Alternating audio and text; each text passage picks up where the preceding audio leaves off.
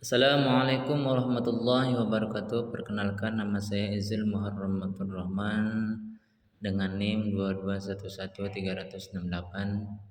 Baik, saya sini dari jurusan Hukum Ekonomi Syariah. Ingin menyelesaikan tugas akhir dari mata kuliah fikih zakat dan wakaf.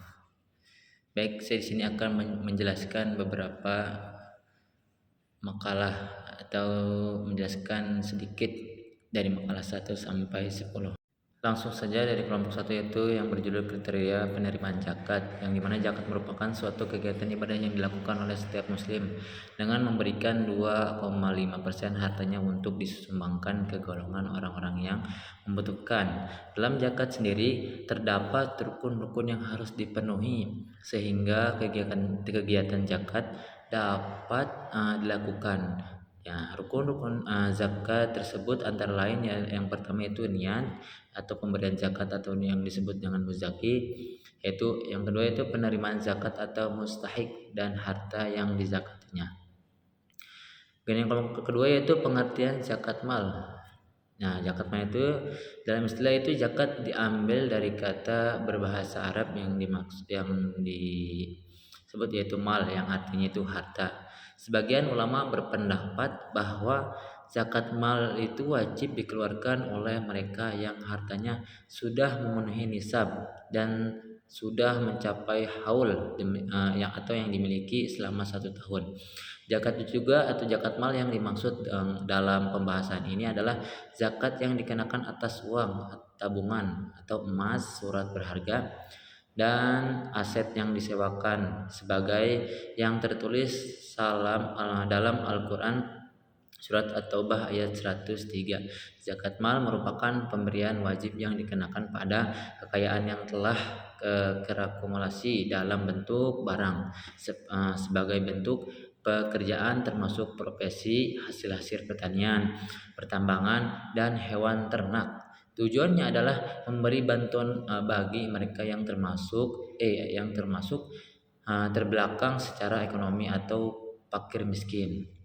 Yang ketiga itu penjelasan yang kelompok ketiga itu pengertian zakat pertanian dan zakat hasil bumi, yang dimana zakat menurut bahasa adalah suci, tumbuhan berkembang dan berkah.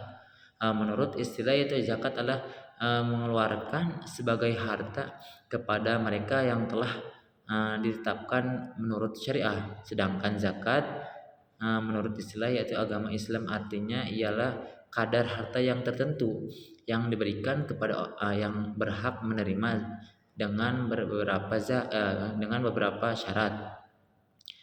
Zakat hasil bumi adalah merupakan harta pencarian yang diperoleh dari bumi dan ada hak orang lain pada harta itu. Seseorang yang mengeluarkan zakat berarti dia telah membersihkan diri, jiwa, dan hartanya. Dia telah membersihkan jiwanya dari penyakit kikir, bakhil, dan membersihkan harta dari hak orang lain yang ada dalam hartanya itu. Orang yang menerima zakat pun akan bersih jiwanya dari penyakit dengki, iri, hati terhadap orang lain yang mempunyai harta. Zakat diberikan benteng yang melindungi harta dari penyakit dengki dan iri hati. Nah, zakat ibarat pupuk yang dapat menyuburkan harta untuk tumbuh dan berkembang. Yang keempat itu pengertian zakat tijarah atau perdagangan. Tijarah atau dagangan menurut istilah itu fikih adalah mengolah harta benda dengan cara tukar menukar untuk mendapatkan laba keuntungan dengan disertai niat berdagang. Harta dagangan juga yang dimiliki dengan akad tukar dengan tujuan untuk memperoleh laba, dan harta yang memiliki harus merupakan hasil usahanya sendiri. Kalau harta yang dimiliki itu merupakan harta warisan, maka ulama mazhab sepakat tidak menamakannya harta dagangan. Yang kelima yang mengertikan zakat profesi. Profesi adalah bidang pekerjaan yang dilandasi pendidikan, keahlian, keterampilan, kejuruan, dan sebagainya tertentu. Kata profesi sendiri berasal dari bahasa lain yaitu profesio, yang mempunyai dua definisi, yaitu janji, ikrar, dan pekerjaan. Bila artinya dibuat dalam referensi yang lebih luas menjadi kegiatan apa saja dan siapa saja untuk memperoleh nafkah yang dilakukan dengan suatu keahlian tertentu. Sedangkan dalam arti sempit profesi berarti kegiatan yang dijalankan berdasarkan keahlian tertentu dan sekaligus dituntut daripada pelaksanaan norma-norma sosial dengan baik. Al-Mukarram itu wakaf dalam perspektif fikih, yaitu pengertian wakaf secara bahasa. Wakaf menurut bahasa menggunakan tiga yaitu untuk menyatakan wakaf, yaitu al-waq, yang pertama al-waq atas bil kepada orang yang berjualan di jalan Allah, serta al-habs yang menahan. Al-waqf merupakan kata berupa masdar yang berasal dari ungkapan waqfu asyai, artinya menahan sesuatu. Kelompok kedua yaitu pengertian badan wakaf. Badan Wakaf Indonesia atau disingkat BWI adalah lembaga independensi untuk mengembangkan perwakafan di Indonesia yang dibentuk berdasarkan Undang-Undang Nomor 41 Tahun 2004 tentang wakaf. Itu yang kedelapan itu pengertian wakaf itu produktif. Wakaf produktif adalah harta benda atau pokok tetap yang diwakafkan untuk dipergunakan dalam kegiatan produksi dan hasil disalurkan sesuai dengan tujuan wakaf, seperti wakaf tanah untuk digunakan bercocok tanam atau air untuk diambil airnya dan lain-lain.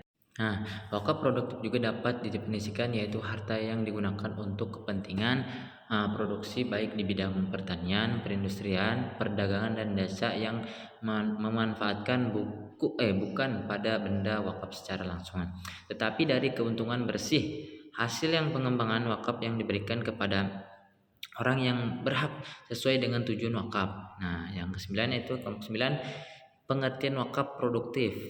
Nah, wakaf produktif adalah harta yang benda atau pokok tetap yang diwakafkan untuk dipergunakan dalam kegiatan produksi dan hasil disalurkan sesuai dengan tujuan wakaf, seperti wakaf tanah untuk digunakan bercocok tanam, mata air untuk dijual airnya, dan lain-lain juga. Yang ke-10 yaitu yang kelompok 10 yaitu pengertian wakaf atau tunai. Nah, yang dimana wakaf uang merupakan jenis wakaf yang dilakukan oleh seseorang atau sekelompok badan hukum atau lembaga dalam bentuk uang tunai. Pengertian uang dalam wakaf tunai bisa berupa surat berharga seperti cek nilai uang yang bisa dicarikan serta saham. Baik, itu saja yang bisa saya sampaikan. Kurang dan lebihnya mohon maaf. Wabillahi taufiq wal hidayah. Assalamualaikum warahmatullahi wabarakatuh.